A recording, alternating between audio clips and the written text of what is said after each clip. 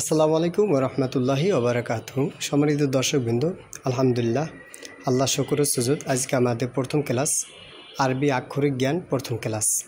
আমরা দেখতে পাচ্ছি হামজা হা, তারপরে হামজা হার পরে আমরা লিখেছি এখানে এটা হা, এটা হা লিখেছি সমান সমান দিয়ে।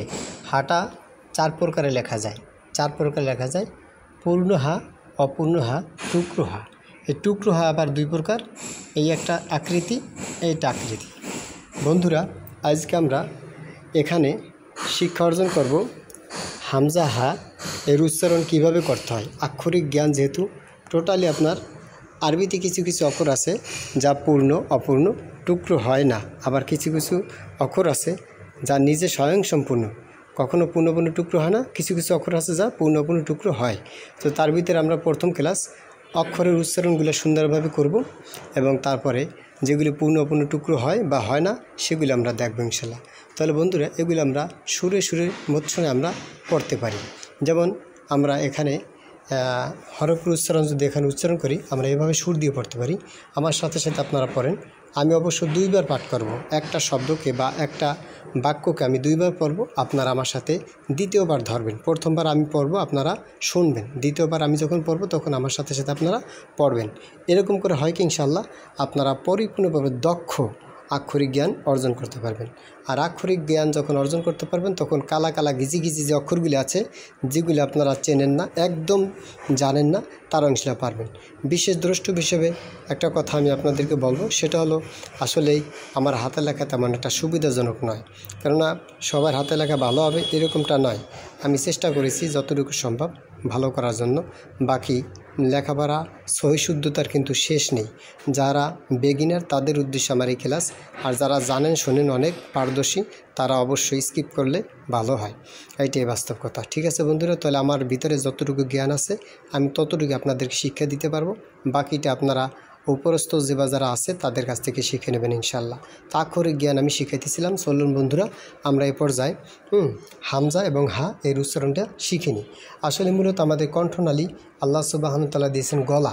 এই কণ্ঠনালী আপনার উপর থেকে আপনার নিচ পর্যন্ত একটা গর্ত আছে, নিচের দিকে উপর থেকে নিচে একটা গর্ত আছে। গর্তর যে শুরুটা আছে ওটাকে বলা হয় আপনার হলক, হলকের শুরু, ওটাকে বলা হয় কি হলকের শুরু। আমরা ওই স্থান থেকে এই হামজা এবং হা উচ্চারণ করব। যেমন আমরা যদি এভাবে পাঠ করি, আমার সাথে সাথে আপনারা বলেন 1 নম্বর মাখরাজ। বন্ধুরা, তার পূর্বে আমাদের আর একটু জানার দরকার মাখরাজ কাকে বলে।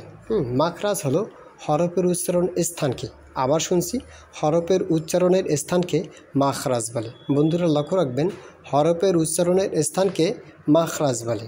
আরবি হরফ 29টি, আর এই হরফের উচ্চারণ আপনার অক্ষরগুলি 29টি, আরবি হরফ 29টি, মাখরাজ আবার 17টি। অর্থাৎ হরফের উচ্চারণের স্থানকে যেহেতু মাখরাজ বলে, সেই মাখরাজ আবার কতটি? 17টি। আরবি হরফ 29টি, মাখরাজ 17টি। সুতরাং আমরা এটা লক্ষ্য রাখবো ইনশাল্লাহ। তো হরফের উচ্চারণের স্থানকে কি বলে? মাখরাজ বলে। তাহলে বলেন আমার সাথে সাথে 1 নম্বর মাখরাজ। বলেন আবার 1 নম্বর মাখরাজ।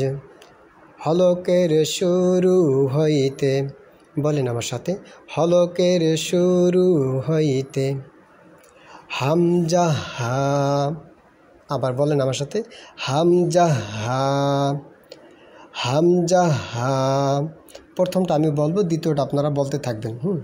আমি বারবার বলতে থাকবো, আমার সাথে আপনারা বলতে থাকবেন। প্রথমটা শুধু শুনবেন, দ্বিতীয়বার যতবার বলবো ততবার আপনারা কি করবেন? বলতে থাকবেন। বলেন হামজা হা, হা, হা। এটা উচ্চারণটা ভিতর থেকে হবে গম্ভীরভাবে। হা, হা, হা। হামজা, হামজা, হামজা, হা, হা, হা। বলেন আমার সাথে হা, হা, হা। হামজা হা, হামজা হা, হামজা হা। হলকের শুরু হইতে 1 নম্বর মাখরাজ, 1 নম্বর মাখরাজ। হলকের শুরু হইতে, বলেন আমার সাথে সাথে 1 নম্বর মাখরাজ, 1 নম্বর মাখরাজ। হলকের শুরু হইতে, হলকের শুরু হইতে, হলকের শুরু হইতে হামজা হা, হামজা হা, হামজা হা, হামজা হা, হা। ভিতর থেকে বলতে হবে বন্ধুরা, হা।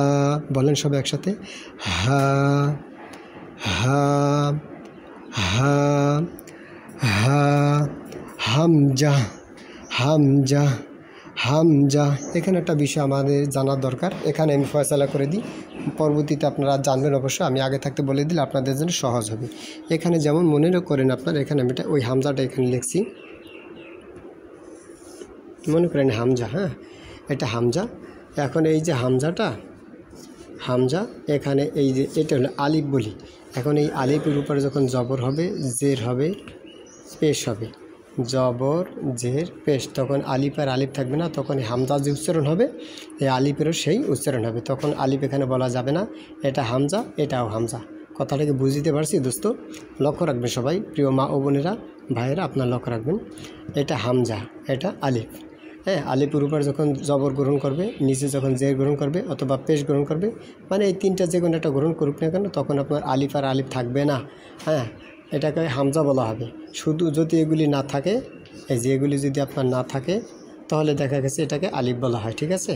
কিন্তু জবর জের পেশ যদি এটা গ্রহণ করে, যদি জবর গ্রহণ করে, তখনও আপনার হামজা উচ্চারণ হবে। এটা যেভাবে উচ্চারণ, যেমন হামজা জবর আ, এই যে আলিফ জবর আ, তখন আর আলিফ জবর আ বলা যাবে না, তখন বলতে হবে কি হামজা জবর আ। হামজা জের ই, এই যে আলিফ জের ই, তার মানে কি হামজা জের ই। হামজা পেশ উ, তার মানে আলিফ পেশ উ, মানে হামজা পেশ উ। কথা বুঝতে পারছি দোস্ত বুজুর্গ? ইনশাআল্লাহ তাহলে আমরা এটা কমপ্লিট করে নিলাম। আচ্ছা, আসেন তারপর আমরা মূল সবাইকে আসি। তাহলে এই হামজাটা কখন হামজা, আলিফ হামজাও হয়, আপনার গোল হামজাও হয় ইনশাআল্লাহ। আর একটা জিনিস আমরা জেনে রাখবো, আমি এখানে বিশেষ দ্রষ্টব্য একটা কথা লিখেছি, বিশেষ দ্রষ্টব্য কিছু অক্ষর যাহা পূর্ণ অপূর্ণ টুকরো হয় না। কিছু অক্ষর আছে যা পূর্ণ অপূর্ণ টুকরো হয় না। এখন আমরা দেখব কোন অক্ষরগুলি পূর্ণ হয়, কোন অক্ষরগুলি টুকরো হয় না।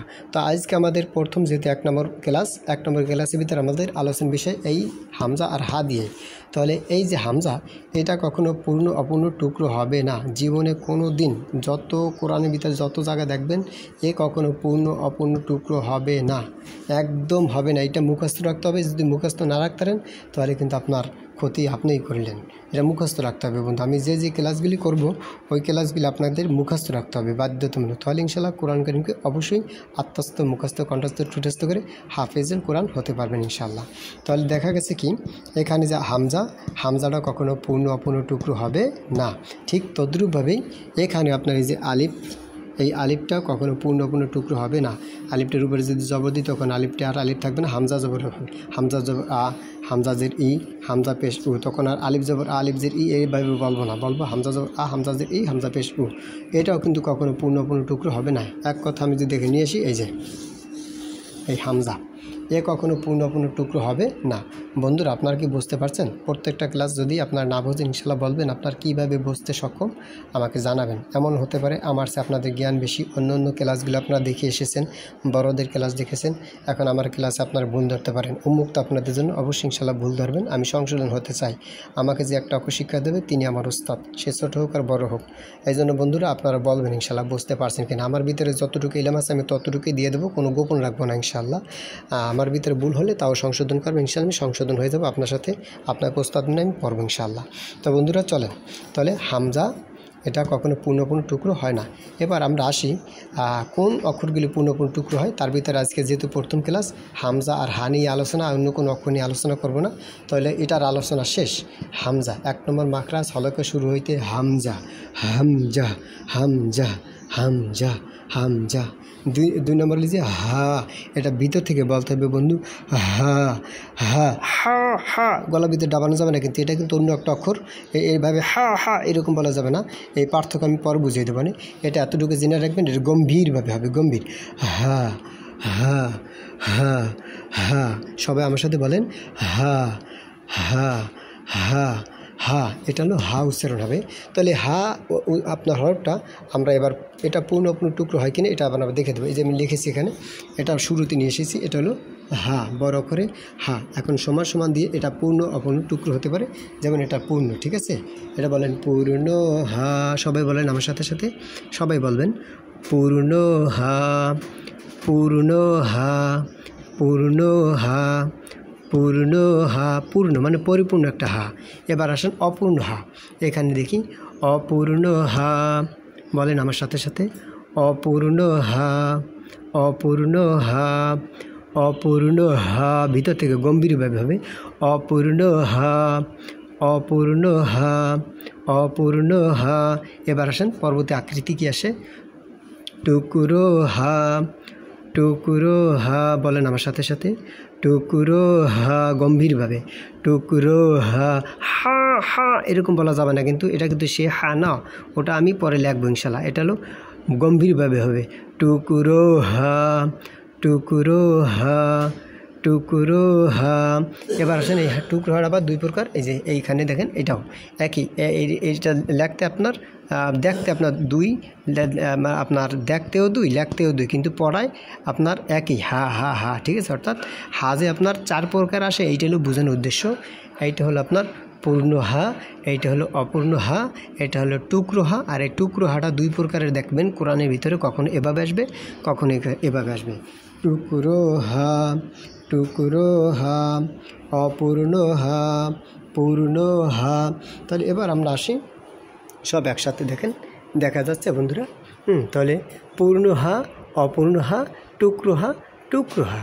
এখানে আমরা হা দেখতে পাচ্ছি চারটে কোয়ালিটি রয়েছে। হা অবশ্যই চারটে কোয়ালিটির উপর রূপান্তরিত হয়। কখনও কোরআনে আপনার পরিপূর্ণ হয়ে আসবে হা, কখনও অপূর্ণ হয়ে আসবে হা, কখনও টুকরো হয়ে আসবে হা, কখনও আবার এইভাবে আসবে। আমরা এখান থেকে যদি আক্ষরিক জ্ঞানটা সুন্দরভাবে পারি, যেহেতু আজকে প্রথম ক্লাস, বারবার আপনার ভিডিওটি দেখবেন, বারবার দেখবেন, আপনার সন্তানকে দেখাবেন। আপনি যেই ব্যক্তি হন, নবীন প্রবীণ জ্যেষ্ঠ বয়োজ্যেষ্ঠ সকলের জন্য এই ক্লাস উন্মুক্ত। ইহুদি খ্রিস্টান নাসারা বৌদ্ধ অন্য ধর্মাবলম্বী যারা, তারাও যদি শিখতে চায় তাদের জন্য উন্মুক্ত। তবে অবশ্যই ইসলাম একমাত্র মনোনীত ধর্ম, এই কথাটা মুখস্থ রাখবেন। একমাত্র শান্তির ধর্মই হচ্ছে ইসলাম ধর্ম। আপনি যা কিছু বলেন না বলুন, আপনি বললেও সত্য, না বললে সত্য। ইসলাম একমাত্র মনোনীত ধর্ম, এটা কোরআনের কথা। কে কি বলুক আর না বলুক ওটা আমার কিছু বিষয় নয়। তবে অবশ্যই কাউকে কষ্ট দিয়ে কটাক্ষ করে কথা বলছি না, ইসলাম সত্য ধর্ম, হক কথা বলছি তাই। ঠিক আছে বন্ধুরা, ইনশাল্লাহ যদি আজকে ক্লাসটা ভালো লাগে তাহলে অবশ্যই ইনশাল্লাহ ক্লাসটা শেয়ার করবেন। জেনে রাখবেন, আপনার একটা ক্লাস যদি শেয়ার হয়, আপনার এই শাহাদাত আঙ্গুল, এই যে শাহাদাত আঙ্গুলটা আল্লাহ পাক আপনাকে আমাকে দিয়েছেন, এটা ভালো স্থানে ব্যবহার করতে হবে বন্ধুরা। ইচ্ছা করলে খারাপ স্থানে ব্যবহার করতে পারেন, ইচ্ছা করলে ভালো স্থানে ব্যবহার করতে পারেন। যদি এটা আপনার ভালো স্থানে ব্যবহার করেন, এটাও আপনার আখিরাতে পাবে, আর খারাপ স্থানে ব্যবহার করলে ওটাও সাক্ষী হয়ে থাকবে। নামাজি বিতায় যেমন আশহাদু আল্লাহ ইলাহা ইল্লাল্লাহ কয়ে থামি তাশাহুদের সময়, ঠিক এটা সাক্ষ্য দেবে আপনি নামাজ পড়ছেন কি না। ঠিক তদ্রূপভাবে আপনি এটা লাইক করবেন, এটা শেয়ার করবেন, সাবস্ক্রাইব করবেন। এটা আপনার যদি ভালো কাজ করেন তো এটাও সাক্ষী হয়ে থাকবে, আর খারাপ করলে ওটাও সাক্ষী হয়ে থাকবে। সুতরাং আসুন আমরা মুতু কবলাংতা মরার পূর্বে আমরা একটু মরে দেখি কেমন ঠেকায়। চক্ষু, কান, নাক ইত্যাদি একটু বন্ধ করে দেখেন। মুখ, বিশেষ করে নাক আর মুখ অল্প সময়ের জন্য বন্ধ করে দেখেন কেমনটা শাস্তি মনে হয়, মৃত্যু কত যন্ত্রণা, কত কঠিন, এতটুকু বললাম বন্ধুরা। সুতরাং সে আখিরাতে শান্তি পেতে হলে অবশ্যই আমরা সবাই অন্ধভক্ত, অবশ্যই ইনশাআল্লাহ অন্ধভক্তটাই প্রকৃত ভক্ত, যে আল্লাহকে রাজি খুশি করে অন্ধভক্ত বিশ্বাস করে ইবাদতবন্দি করে সেই নাজাত পাবে ইনশাআল্লাহ, এটাই বাস্তবতা। সুতরাং আসুন আমরা সবাই চ্যানেলটি লাইক কমেন্ট শেয়ার সাবস্ক্রাইব করে সাথে থাকবেন। সবাই ভালো থাকবেন, সুস্থ থাকবেন। দ্বিতীয় ক্লাসটি ইনশাআল্লাহ দেখার আমন্ত্রণ জানাচ্ছি। আর গতকালকে যে ক্লাসটা করব, ওই ক্লাসটা আমি অবশ্য যারা না দেখছেন তাদেরকে আপনারা আই বাটনে আপনার দিয়ে দেবো, ওখান থেকে দেখে নেবেন ইনশাআল্লাহ। প্রত্যেকটা ক্লাস আমি আই বাটনে দিয়ে দেবো, এই পিছনে ক্লাসগুলো আমি আই বাটনে দিয়ে দেবো ইনশাআল্লাহ, ওখান থেকে আপনারা দেখে নেবেন। আসসালামু আলাইকুম রহমতুল্লাহি ওয়া বারাকাতুহু।